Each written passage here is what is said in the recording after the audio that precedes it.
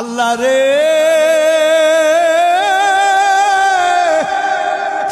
এই গুনাহগুলি নিয়া তোমার দরবারে কেমন করে হাজির হব আল্লাহ, বড় ভয় লাগে।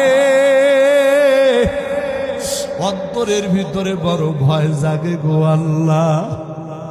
তবে আমি একটা কথা জানি আল্লাহ গো, মানুষ যতই গুনাহ করুক না কেন, মানুষের এই গুনার শেষেও তো তোমার রহমত আছে গো আল্লাহ। আল্লাহ আমি শুনেছি মানুষের গুনাহ যতই বড় হোক না কেন আল্লাহ, মানুষের গুনাহ থেকেও নাকি তোমার রহমতের দরিয়া আরো বিশাল। ও গো মালিক, জীবনে তোমার সিজদা দেই না,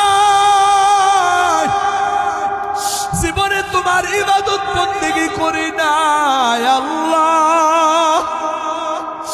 বলতে বড় লজ্জা লাগে, কিন্তু তুমি ছাড়া তো আমার আর কেউ নাই গো আল্লাহ। আল্লাহ এই নাফরমান বান্দার প্রতি তুমি একটু দয়া করো না। এই কথা বলিয়া ওই যুবক ভাইটা কান্নাকাটি করে। ওই মা জননী সন্তানের এই বেহাল দশা দেখে মাও কান্নাকাটি করে।